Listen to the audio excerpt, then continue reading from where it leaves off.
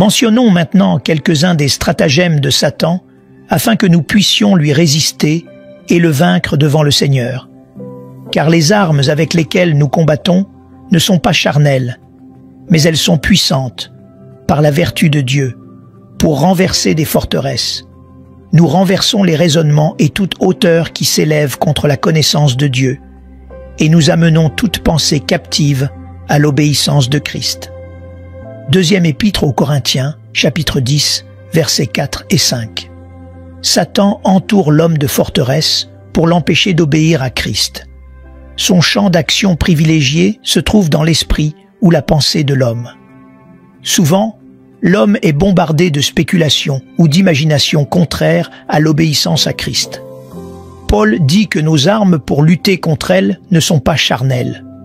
Ces imaginations doivent d'abord être détruites avant que nous puissions amener nos pensées captives à l'obéissance de Christ. La sphère d'opération de Satan se situe dans la vie de la pensée de l'homme. Il injectera une pensée, une imagination, qui semble être la vôtre. Sous cette tromperie, vous l'acceptez et l'utilisez comme si elle était la vôtre, alors qu'en réalité, elle est la sienne. N'oubliez pas que de nombreuses choses dans la vie d'un chrétien commencent par des spéculations ou des imaginations. De nombreux péchés sont d'abord commis dans l'imagination de l'esprit. De nombreux désagréments entre frères et sœurs naissent de ces fantaisies. Puis il y a ces pensées soudaines. Parfois, une pensée traverse l'esprit qu'un certain frère a tort. Beaucoup d'enfants de Dieu ne reconnaissent pas ces pensées comme l'œuvre de Satan. Une personne peut considérer une telle pensée comme la sienne et la prendre pour vraie, en pensant que le frère a vraiment tort. Et pourtant, ce n'est pas vrai. C'est Satan qui a mis cette pensée dans son esprit. Comment doit-il résister au diable? Il doit dire « Je ne veux pas de cette pensée, je te la rends, Satan ». S'il l'accepte, elle deviendra sa propre pensée. Au départ, c'est celle de Satan, mais elle deviendra la sienne s'il la garde. Les chrétiens doivent savoir ce qu'est la tentation satanique. La tentation satanique entre principalement, sinon exclusivement, sous forme de pensée. Quand Satan tente les gens, il n'y attache pas une étiquette disant « Ceci est une tentation satanique ». Si les gens savaient que cela venait de Satan, ils y résisteraient. Non, ils se faufilent furtivement, sans faire de vagues. Toutes ces tentations sont formulées de manière à ne pas facilement éveiller les chrétiens. Il ne veut pas qu'ils le soupçonnent. Il préfère qu'ils continuent à dormir.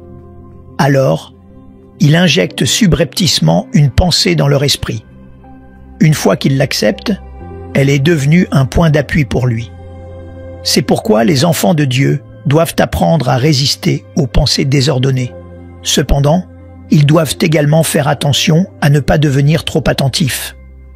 Tout excès à cet égard entraînera une plus grande confusion des pensées, les faisant tomber plus profondément dans les pièges de l'ennemi.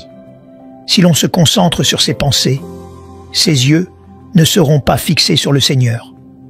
Nous devons en effet résister aux pensées inconvenantes, mais nous ne devrions pas être entièrement occupés à gérer nos pensées. Je voudrais crier haut et fort qu'au cours de ces années, j'ai vu deux extrêmes. Certaines personnes n'exercent aucune retenue dans leurs pensées. D'autres sont totalement absorbées par la gestion de leurs pensées. Ces dernières sont tout aussi trompées par Satan que les premières. De plus, elles sont susceptibles de faire une dépression nerveuse. Nous devons donc maintenir le juste équilibre. Nous ne devrions pas permettre à Satan de nous tenter en injectant ses pensées. Et nous ne devrions pas non plus être absorbés par la façon de gérer nos pensées. Si nous sommes constamment préoccupés par la gestion de nos pensées, alors nous sommes tombés dans la tentation de Satan, car au lieu d'avoir les yeux fixés sur le Seigneur, ils sont fixés sur nos pensées. Les pensées sataniques peuvent être assez facilement repoussées. Il y a un dicton fréquemment cité par de nombreux serviteurs du Seigneur qui dit « Vous ne pouvez pas empêcher un oiseau de voler au-dessus de votre tête, mais vous pouvez certainement l'empêcher de faire un nid dans vos cheveux. » N'oubliez pas alors que, bien que vous ne puissiez pas empêcher de nombreuses pensées de traverser votre esprit, vous pouvez les empêcher d'y faire leur nid. Lorsqu'une pensée vous traverse l'esprit, vous pouvez la repousser en disant simplement « Je n'en veux pas. Je ne l'accepterai pas. Je la rejette. » Alors vous verrez qu'elle est rejetée. Beaucoup d'enfants de Dieu ont de grandes difficultés avec leurs pensées. Ils ne peuvent pas facilement les contrôler. Parmi les nombreuses lettres que j'ai reçues au cours de ces dernières années, la question la plus fréquemment posée est « Comment puis-je contrôler mes pensées ?» Certains avouent qu'ils trouvent particulièrement difficile de contrôler leurs pensées pendant leur temps de prière. À ce stade, il y a quelque chose que j'aimerais dire brièvement.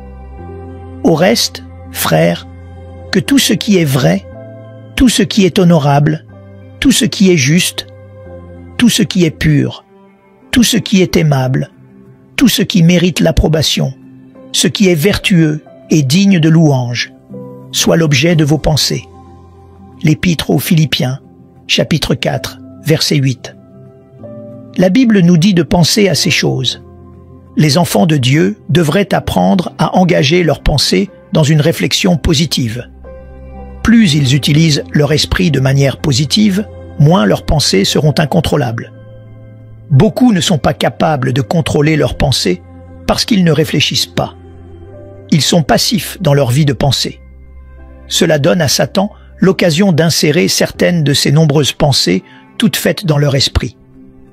Satan n'aura pas autant de facilité à injecter sa pensée dans votre esprit si vous apprenez à utiliser votre esprit pour réfléchir à des choses spirituelles, bonnes, justes, saintes, paisibles et aimables. Lorsque votre esprit est engagé de manière positive et que vos pensées ne sont pas oisives, Satan n'a aucune occasion. Mais si l'esprit d'un chrétien est inoccupé et oisif, alors cet esprit passif est ouvert à l'infiltration satanique. C'est pourquoi les enfants de Dieu doivent exercer leur esprit comme ils exercent leur corps. Cela empêchera l'intrusion de pensées sataniques. Apprenez à reconnaître les pensées impures, divisantes et calomnieuses, puis apprenez à y résister dès qu'elles sont découvertes comme venant de l'ennemi. De nombreuses pensées sont distinctement sataniques et peuvent donc être facilement rejetées. Certaines pensées, cependant, sont assez subtiles et donc pas si faciles à répudier. Néanmoins, nous devons apprendre à leur résister à toutes. Satan n'est ni omniscient ni omniprésent. Il est cependant au courant de nombreuses choses, car par ses esprits mauvais, les anges pécheurs, il a étendu un réseau de renseignements sur toute la terre. Lorsque nous sommes oisifs, Satan introduit facilement dans notre pensée quelque chose qui lui est connu, mais pas à nous. Il injecte dans nos pensées les renseignements que son service secret a obtenus. Il nous fait imaginer quelque chose, et introduit ainsi son renseignement dans notre esprit. Dès que nous y réfléchissons et l'acceptons, cela devient réel pour nous. Les enfants de Dieu doivent donc rejeter toutes les communications de Satan, même si ces communications éclairent les choses. Nous devrions refuser de connaître quoi que ce soit qui ne nous parvient pas par la révélation reçue dans la prière. Un enfant de Dieu ne doit pas être curieux ou fouineur. S'il ne l'est pas, il échappera à de nombreuses pensées sataniques. S'il l'est, Satan le fournira sans fin avec certaines des nombreuses choses qu'il connaît. Le chrétien peut d'abord penser qu'une telle connaissance est bénéfique. Cependant, s'il continue à accepter ses pensées, il deviendra bientôt un pion entre les mains de Satan. Satan utilisera l'esprit du chrétien pour faire son travail. C'est pour cette raison que l'on doit résister à toutes les pensées sans cause. Chaque fois qu'une pensée sur la faute d'un autre frère traverse l'esprit, si elle provient de la pensée de l'esprit et non de la conscience de l'esprit, elle doit être rejetée. Si elle est acceptée, elle deviendra finalement une conviction personnelle. Celui qui pense qu'un frère lui a fait du tort finira par considérer cela comme réel. Par conséquent, il rompra la communion avec son frère. À moins que ses pensées soudaines ne soient coupées dès le début, elles deviendront incontrôlables par la suite. Lorsque les tentations sataniques envahissent pour la première fois l'esprit, elles sont relativement faciles à gérer. Mais une fois qu'elles deviennent des faits dans l'esprit, elles sont très difficiles à éliminer. Pour cette raison, nous devons nous occuper des pensées. Nous devons rejeter toutes les pensées impures, sinon nous pécherons. Nous devons utiliser activement notre esprit afin de ne pas mener une vie lâche et dissipée. Sous la lumière de Dieu, nous verrons que de nombreux péchés proviennent de l'acceptation des tentations dans la vie de la pensée. Permettez-moi de le répéter. Après qu'une pensée a été rejetée pour la première fois, l'affaire est considérée comme close. Lorsque la pensée revient une deuxième fois, elle doit être ignorée. En d'autres termes, lorsqu'une pensée vous vient pour la première fois, résistez-y par la foi, en croyant qu'elle a fui. Si elle se présente une deuxième fois, elle vient comme un mensonge, pas comme la vérité. Vous devez donc la considérer comme fausse et déclarer que vous y avez déjà résisté. Prenez cette position jusqu'à ce que la pensée s'enfuit. Si vous reconnaissez que la pensée qui revient est vraie, vous constaterez bientôt qu'elle est tellement attachée à vous que vous pouvez difficilement vous en débarrasser. De nombreuses défaites peuvent être attribuées à cette erreur. Si vous résistez au diable, il fuira loin de vous. C'est la parole du Seigneur, et elle est totalement digne de confiance. Tout ce que dit Satan n'est pas fiable. Le Seigneur dit « Résistez au diable, et il fuira loin de vous ». Épître de Jacques, chapitre 4, verset 7. Par conséquent, ce qui revient doit être un faux et doit être totalement discrédité. Pourquoi l'esprit de tant de chrétiens est-il confus? C'est parce qu'il résiste toujours. Résistez au diable, et il fuira loin de vous, dit la Bible. Résistez-lui une fois et il fuira. Vous devez croire qu'il a fui. Vous n'avez pas besoin de lui résister plusieurs fois. Croyez simplement qu'il a fui, car cela est conforme à la parole de Dieu. Tout ce qui revient alors n'est pas vrai. Vous pouvez vous permettre de l'ignorer et, si vous le faites, il disparaîtra bientôt. Il se cache juste derrière la porte, essayant de jeter un coup d'œil à l'intérieur. Si vous le considérez comme vrai, il entrera immédiatement. Le principe de base est donc de résister la première fois, d'ignorer la deuxième fois. Si une deuxième fois se présente, vous n'avez même pas besoin de résister. Tout ce qui est nécessaire, c'est de ne pas y prêter la moindre attention. Résister une troisième fois, c'est réfuter les premières et deuxièmes résistances, et ainsi de suite. Chaque nouvelle résistance signifie une méfiance supplémentaire à l'égard de votre résistance précédente. Parce que vous ne croyez pas ce que le Seigneur a dit. Résistez au diable et il fuira loin de vous. Vous avez résisté 100 fois.